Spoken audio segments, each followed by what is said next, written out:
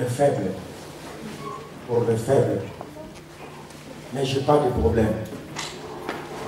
Si peut-être cela avait bougé aussi la foi d'une personne, je prendrai le nom de Dieu pour te dire, comme il y a eu mon nom qui était affiché, que tu me pardonnes. Personnellement aussi, je pardonne. Alors, rebâtissons encore cette maison de Dieu. Amen. Qui est l'œuvre de Dieu. Je dis à tous les bien-aimés dans le Seigneur, je dis aux jeunes, la maman qui est à côté de toi, même si elle n'est pas du monde, mais c'est ta mère. Amen. Tu dois la respecter. Amen. Je dis à la maman, la fille qui est à côté de toi, même si ce n'est pas ta fille, mais c'est ta fille. Amen. Tu dois l'aimer comme tu aimes ta fille. Amen. Je dis au papa, le papa, au fils, aux filles, le papa que tu vois là, même si ce n'est pas ton père, mais c'est ton papa. Tu lui dois du respect. Je dis encore au papa, ce sont des filles. Et l'église, c'est la colonne et la queue de la vérité. La personne qui a son problème à lui, chez lui à la maison, qu'il rend ça à la maison. Que ce ne soit pas le problème de l'église. Amen. Et la personne qui a donné la dette à une personne, quand vous vous êtes donné vos dettes, vous étiez entre vous. S'il faut arranger ce problème, à moins que ce soit quelque chose que l'église s'est engagée là, ça doit engager l'église. Mais si c'est quelque chose qui est privé, je dis à l'homme, appelle ta femme à côté. Arrangez-vous. Appelle tes enfants. Appelle ton père, ta mère. Arrangez cette histoire à la maison. Laissez l'église de Dieu calme. Amen. Amen. Lèvons nos mains. Nous allons chanter. Et après, nous allons prier Dieu.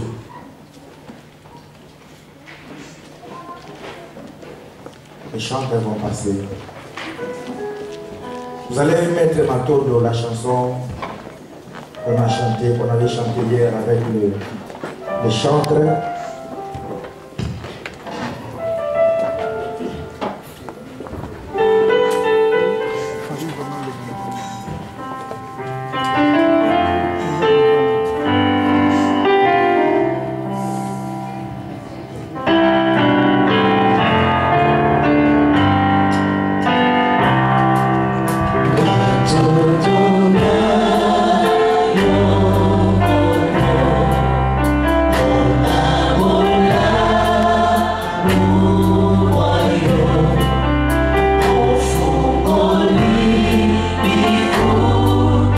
What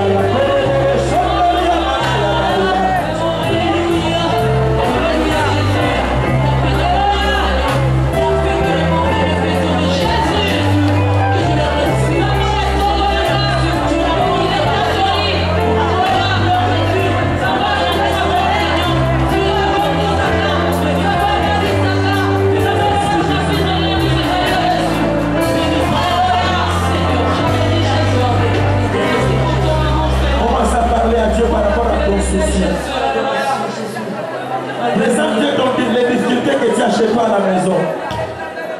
Présente Dieu ton problème, les problèmes qui t'enlèvent la paix dans ta vie. Présente à Dieu les problèmes de ta santé.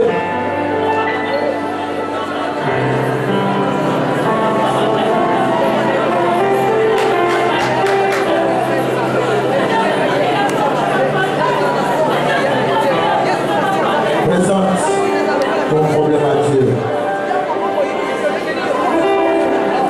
Seigneur, tu es Dieu et roi et Seigneur. Que ton nom soit béni parce que tu es Dieu.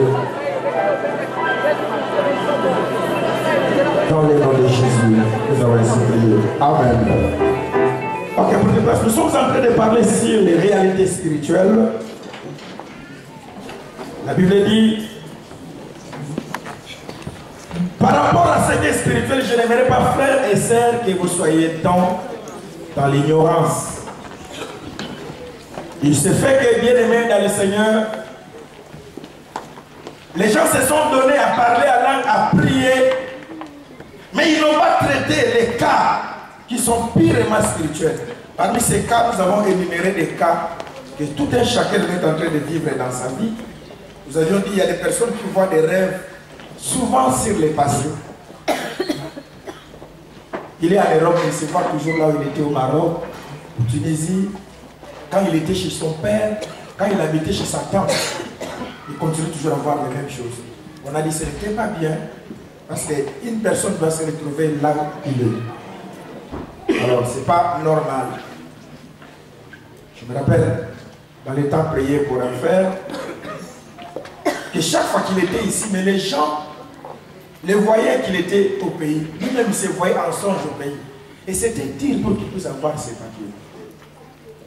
Parce que dans la chair, il est ici, mais dans l'esprit, il est resté. Alors, je vous ai dit ceci, dans la vie telle que nous sommes là, aucune chose ne peut se manifester physiquement si elle n'a pas été faite d'abord spirituellement. Une personne ne peut pas mourir si on ne l'a pas tué d'abord spirituellement. Il est déjà mort sur le plan spirituel et cela va se réaliser, se concrétiser sur le plan physique.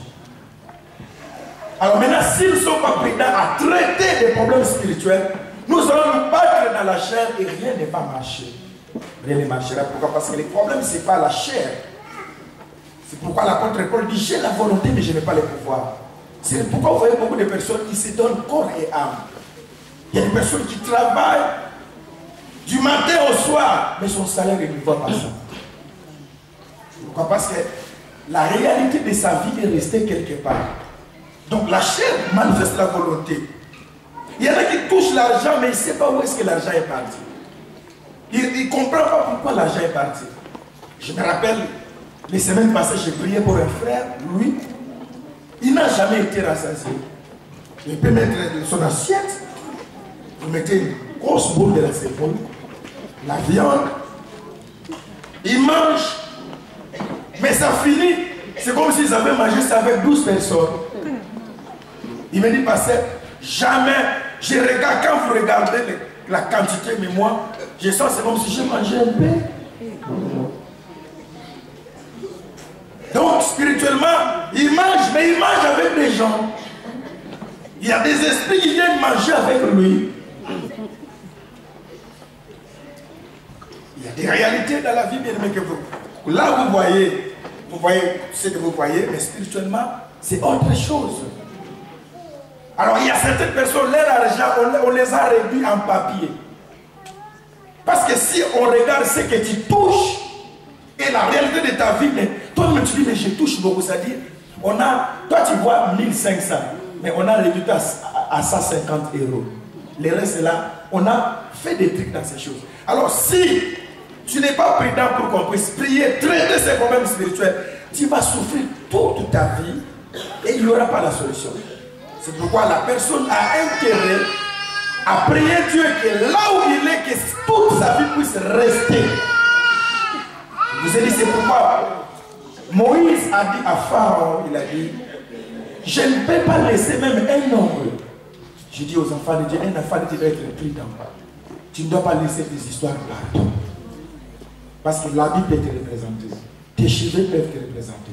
Il se fait que partout nous passons, nous leçons des choses. Mais tu ne connais pas les états de ces gens-là. On peut te faire tout ce qu'on peut te faire. C'est pourquoi Moïse a dit, non, vous ne prendrez même pas un noble. Je vais partir avec tout ce qui est à moi. Je ne laisserai rien.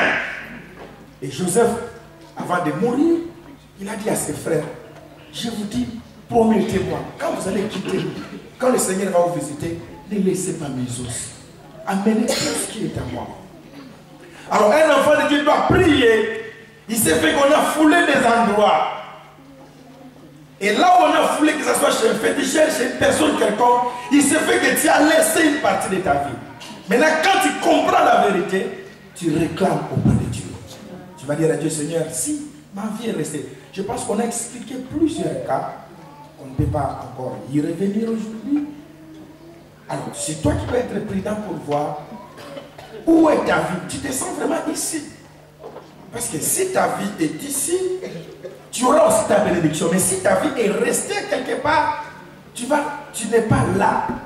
Tu n'es pas là où on voulait te voir. Il faut maintenant réclamer. Il faut dire, mon ami là est mort, ça fait depuis longtemps. Mais pourquoi je dois continuer à me voir en songe?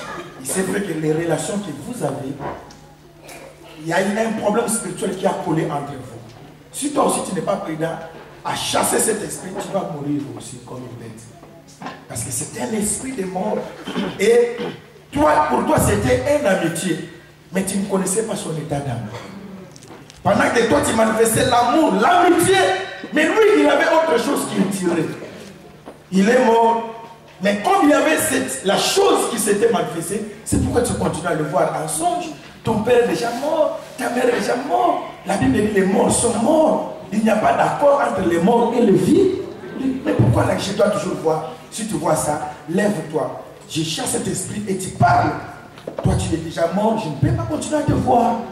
Au nom de Jésus-Christ, moi, je suis vivant. Je ne suis pas d'accord avec toi. Ne néglige pas les choses simples de la vie. Ne néglige pas ce que tu vois. C'est pourquoi je vous ai dit ceci. La Bible dit, le Seigneur Dieu ne peut rien faire sans révéler son secret à ses serviteurs, les prophètes. Il se fait que tel que nous sommes ici, tout le monde est prophète. Amen. Tout le monde est prophète. Aucune personne n'ira dire à Dieu, Seigneur, telle chose est arrivée dans ma vie, tu m'as pas averti. Job dit cependant, l'Éternel Dieu parle tantôt d'une manière, tantôt d'une autre. Vous allez voir, si tu regardes bien tout ce qui est arrivé dans ta vie, il y avait des signaux, Dieu t'a signalé. Même l'ami qui t'a fait du mal, avant que tu puisses le rencontrer, tu sentais une certaine lourdeur. Mais tu n'étais pas prudent pour comprendre que Dieu ne vient pas de cette histoire. Amen. Mais comme tu n'étais pas prudent, tu t'es avancé. Et après, les conséquences. Tu vas voir, la Bible dit bien aimé dans le Seigneur, les apôtres qui étaient avec Jésus, Jésus était en face d'eux, mais ils ne pouvaient pas reconnaître que c'était Jésus.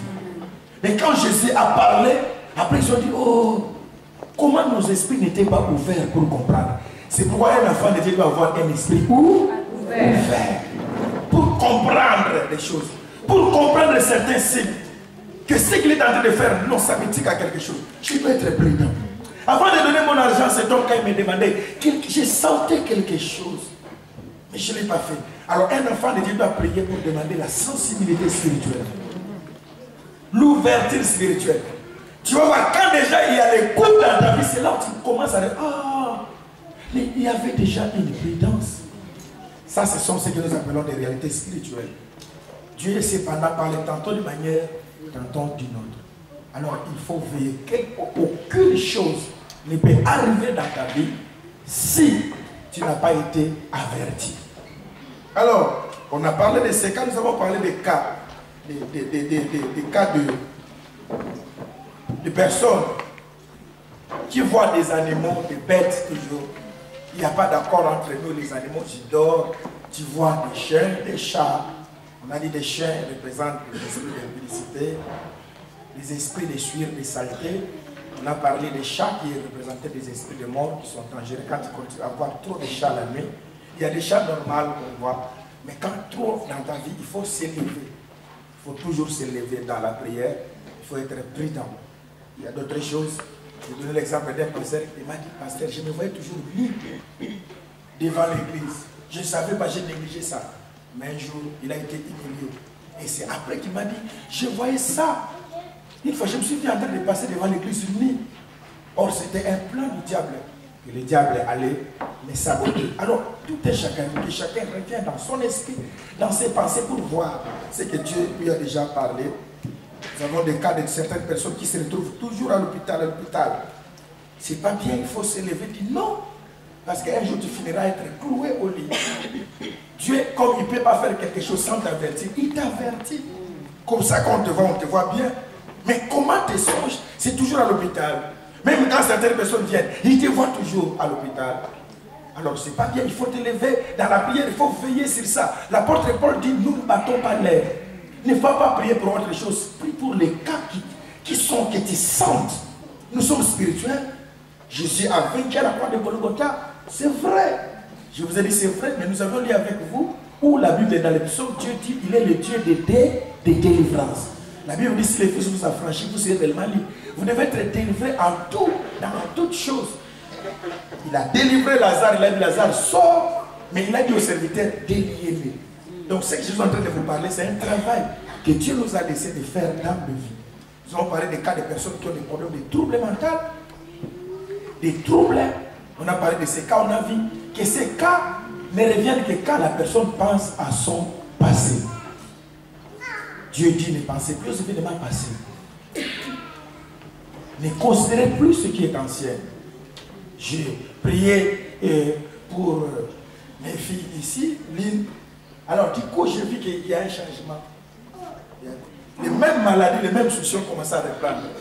Quand je suis allé parler, parce qu'il y a eu un souci, les examens qu'il a fait, il n'a pas réussi quand il a pensé, ça a réveillé la pleure qui était en lui. Il y a des personnes qui sont dures, mais il y a d'autres personnes qui sont très sensibles.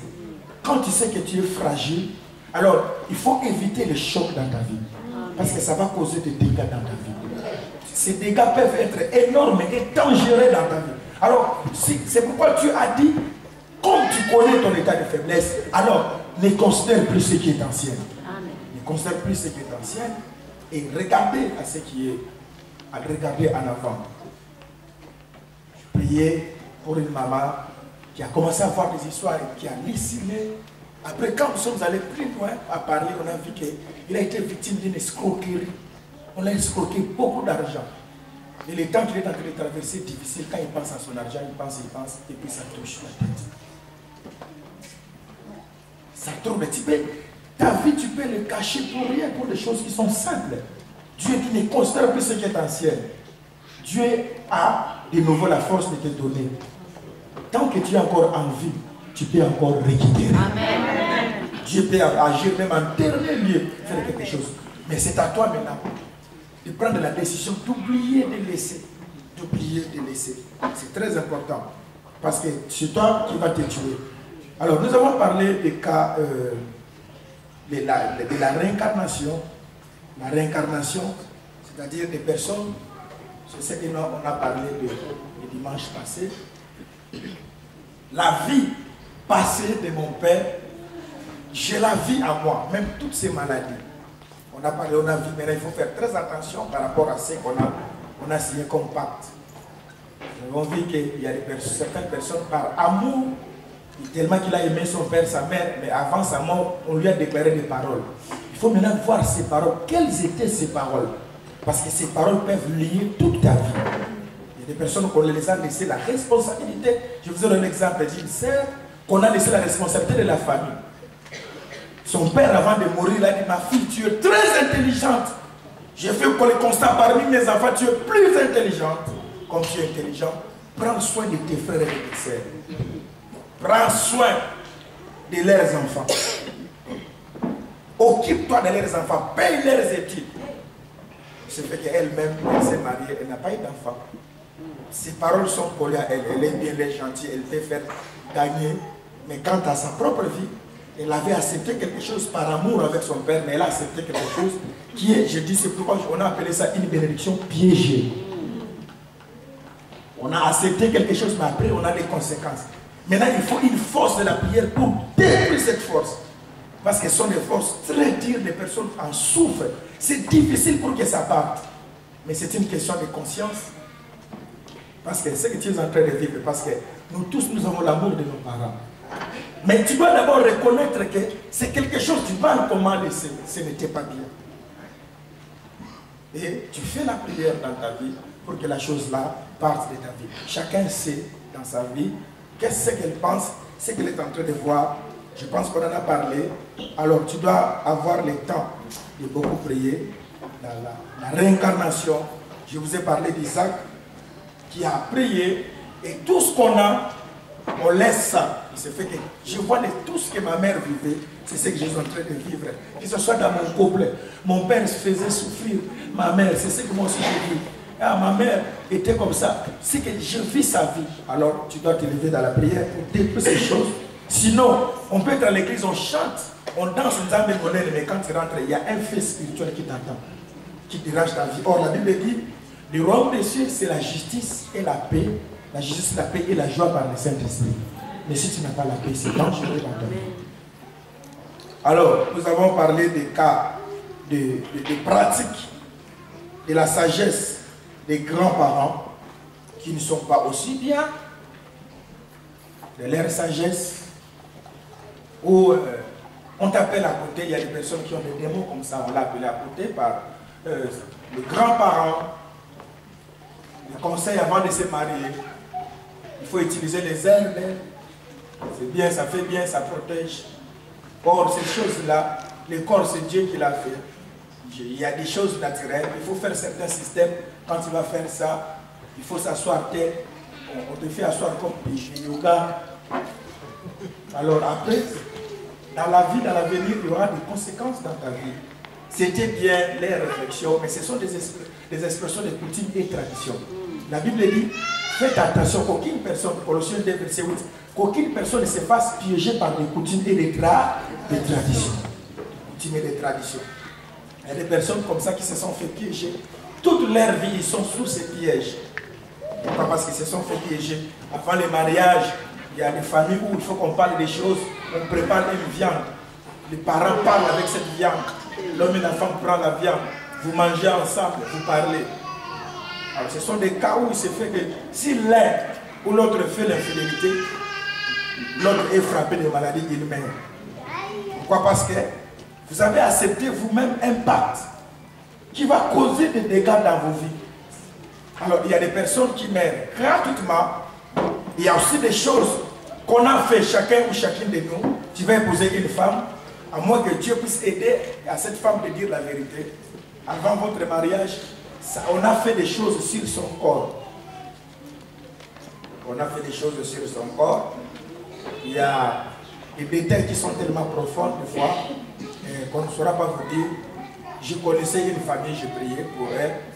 La maman a fait des choses pour sa fille. Pourquoi? Parce qu'elle ne voulait pas que sa fille soit abusée. Donc la fille dans son corps, on a mis des choses, des démons, à tel point que tout homme qui va rencontrer cette fille doit devenir impuissant. C'est les parents qui ont fait ça. Donc vous pouvez aller avec cette fille partout, vous allez vous payer. Si vous êtes à elle, ensemble, directement tu es épousé, tu es fini. Ce sont des pratiques que les parents ont fait. Ils ont mis en aide dans sa vie. Alors il y a des choses comme ça. La personne peut commencer à prier. Là, c'était le Seigneur Jésus dans sa vie. Et il prie. Vous continuez à prier. Mais comme c'est un démon qui était dans sa vie, s'il n'y a pas la délivrance, s'il n'a pas reconnu, la Bible dit celui qui cache ses transgressions ne prospère point. Mais celui qui les avoue et les délaisse obtient miséricorde. Alors il y a des conséquences comme ça. C'est des choses de réincarnation qu'on n'a pas veillé dans la prière. Tu vas faire des prières d'intercession, frère, tu es fini. Vous regardez avec ta femme, vous regardez comme ça, tu es fini. Il y a des choses en elle qui sont à son intérieur. Alors il faut maintenant aller plus fort dans la prière pour chercher. La Bible dit, quant à ces réalités, frère, je ne veux pas que vous soyez dans l'ignorance. Ce sont des cas qui ont tué les vies de beaucoup de gens. Mais quand vous connaissez la vérité c'est quand la lumière vient, quand vous écoutez la parole, c'est la vérité que je connais. Amen. Je dis, ah, j'ai compris. Donc il s'est passé des choses. À partir du jour où je dis non à ces choses dans le nom de Jésus-Christ. Frère ou sœur, chacun sait. Là où il a grandi, tout ce qu'on a pu faire de lui, tout ce qu'on a pu parler de lui, soi-disant c'était une protection, soi-disant une sécurité qui peut causer préjudice à la vie. Ce sont des problèmes. Il y a aussi des problèmes qui ont des personnes qui ont des histoires de maris de nuit, de femmes de nuit, des cas de pratiques sexuelles lointaines ou à distance. Une personne qui sait, et de loin il s'appelle, même toi là où tu es, là c'est une force de mari de nuit fort, de loin au téléphone. Donc là il y a une communication des démons. Si tu l'as fait dans ta vie, il y a une communication des démons de loin. Tout se donne, c'est fait au téléphone. Là où tu as fait ça. Alors, ce sont des démons. L'Église ne doit pas garder ces choses. L'Église doit dénoncer ces choses. Ce sont des pratiques sataniques. Alors, il faut faire la prière d'autorité. La personne qui est menacée par des esprits de mari de nuit, sa vie ne va pas progresser. Tu vivras la sécheresse dans ta vie. Alors, il ne faut pas aimer ces choses. Lève-toi dans la prière. Dis non à ces choses pour que Dieu puisse t'aider. Il y a aussi des cas de personnes qui voient des excréments. On a parlé de ça, de saleté, toujours, de piétiner de saleté. On a expliqué ces cas. Pourquoi je dois te voir dans des endroits sales toute ma vie, dans des endroits très sales. Ça, c'est un signe de malédiction. C'est un signe de malédiction dans la vie d'une personne. Alors, rapidement, le vendredi, on a commencé à parler sur les cas de deux doubles personnalités. La deuxième personne. La deuxième personne. C'est fait que nous sommes en train de prier, mais beaucoup de personnes sont deux. Vous la voyez, une telle qu'elle est là, mais elle se fait deux. Pourquoi? Parce que la deuxième personne, c'est un esprit visiteur qui vient visiter la personne. On a vu la majorité des enfants de Dieu, des personnes, malgré la prière, sont habités par ces esprits. Or, ce sont des esprits dangereux. On a lu Romains chapitre 7 rapidement. Donnez-moi que 5 minutes et puis je vous libère. Je vais continuer. Romains chapitre 7, verset 14. Nous savons en effet que la loi est spirituelle. Mais moi je suis charnel, vendu au péché, car je ne fais point ce que je veux et je fais ce que je hais. Or, si je fais ce que je ne veux pas, je reconnais par loi que la loi est bonne.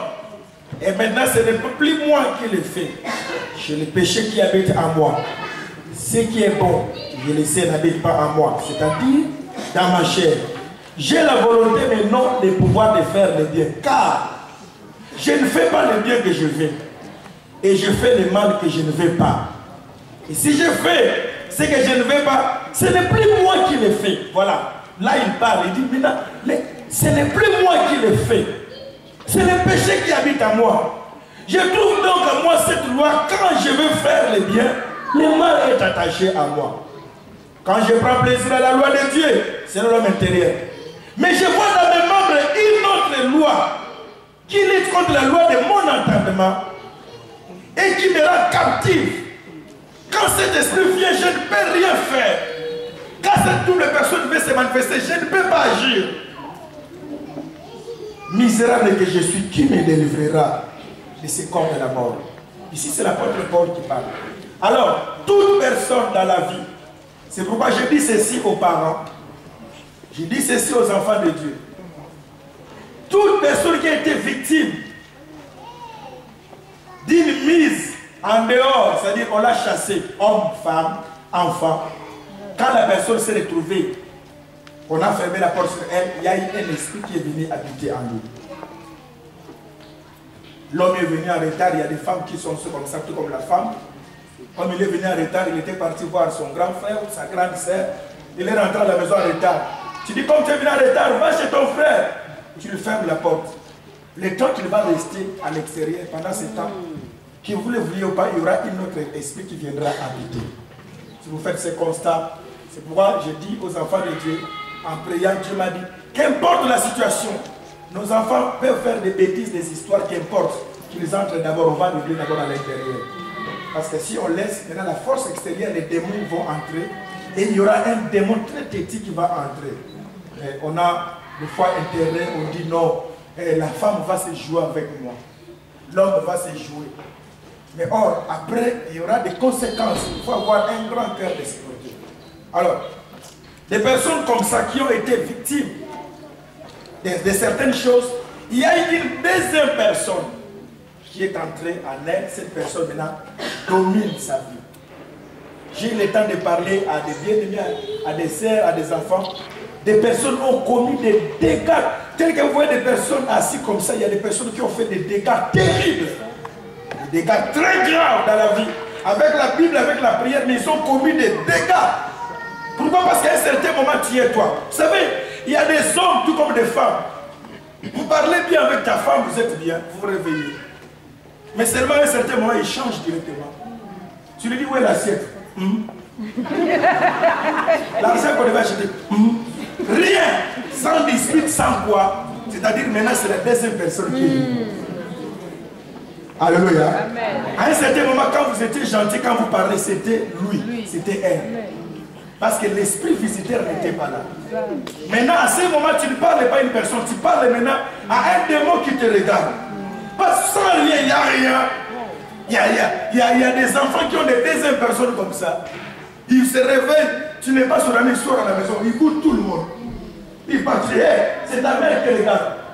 Il peut te donner une réponse, tu dis, est-ce que c'est ma fille ou c'est pas mon fils? Mais tu dois savoir avoir le discernement. La Bible dit, n'ajoutez pas faute d'esprit, mais nous devons éprouver les esprits. Il s'est fait beaucoup de personnes ont une deuxième personne. Et cette deuxième personne, c'est une bonne personne. C'est une personne qui soulage la personne. Il n'y a que la personne qui a la deuxième personne qui se sent soulagée de cette personne.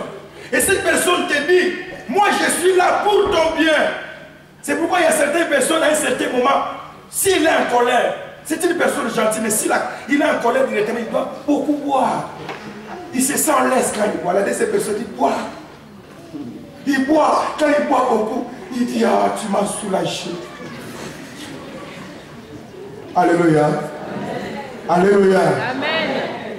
C'est quelque chose qui est bien, mais à l'avenir, ça va détruire. Il y a maintenant ce qui est dangereux maintenant. Il y en a qui ont une deuxième personne qui est sexuelle. Là, c'est dangereux.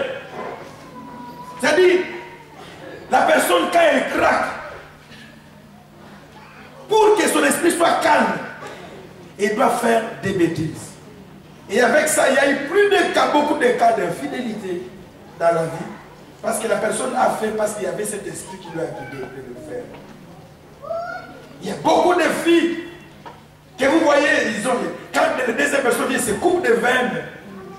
Parce que cette personne dit, fais ça. Quand je fais ça, je suis soulagé. Il y a même des sœurs qui filment. Mais ce n'est pas une personne qui filme. Il filme circonstanciellement. Quand quelque chose arrive, qu'il a senti qu'il est mal à l'aise, il sort la nuit. Il a un endroit qu'il cache ses cigarettes. Mais ce n'est pas une personne qui filme. Lui, pour qu'il se sente à l'aise, il faut qu'il utilise sa cigarette. Là, il est très à l'aise.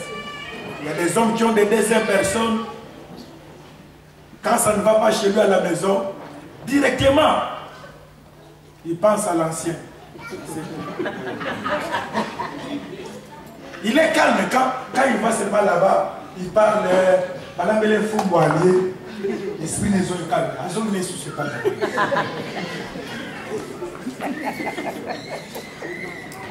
C'est une personne qui est normale avec nous. Mais cet esprit part et revient à lui. Je me rappelle d'un frère qui a tabassé sa femme. Je suis allé, on a les médecins, ont pris la femme. Il me regarde en pleurant.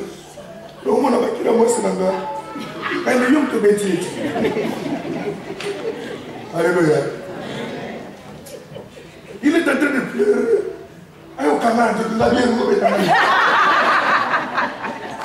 Il est venu me serrer. Et on a prié.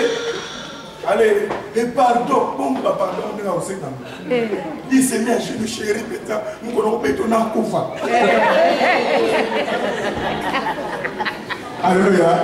Les jours que je vais te taper, que je meurs. Mais vous allez voir.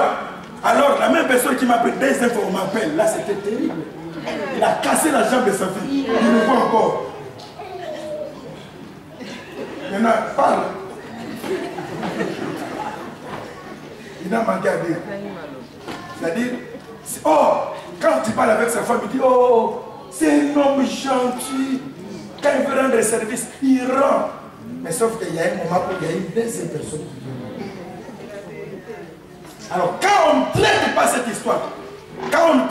cette histoire, bien aimé, c'est dangereux dans la vie d'une personne.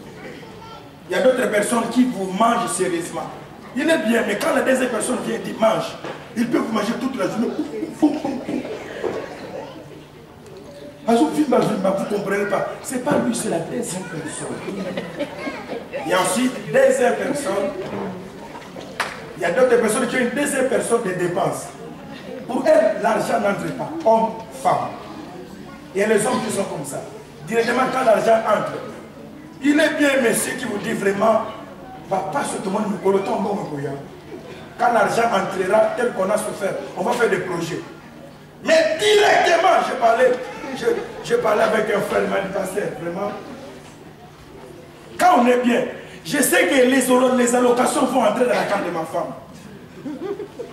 Donc ça, quand ça entre l'esprit là, ma jette, directement, elle va en 4 minutes. Elle ouvre le sac de sa femme.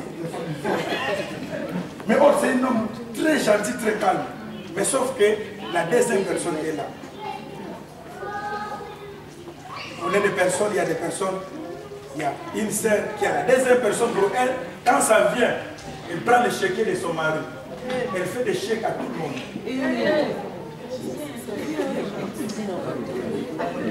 Elle va dans tous les magasins, elle achète tout.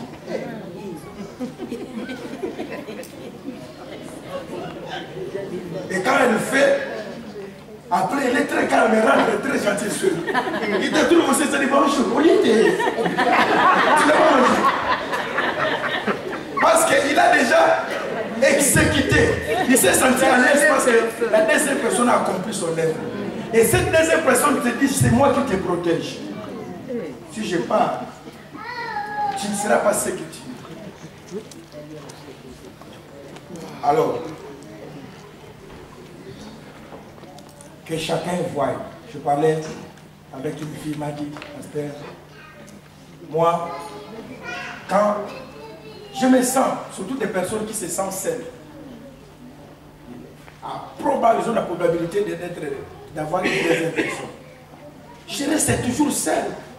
Alors, comme je suis toujours seul, le temps que le mariage vient, moi quand ça vient aller, il y a des conséquences, il y a des histoires sales. Je lui dis, comment ça passe? Il dit, moi, je vais seulement dans la rue comme ça, je peux regarder avec mes yeux un homme. Directement, il comprend, je me regarde. Dans ses yeux, il y a une force. Quand la deuxième personne vient, ses yeux devant d'autres yeux. Et la personne, s'il vient, tout ce qu'il va me faire. En fait, je sens à l'aise. Alors,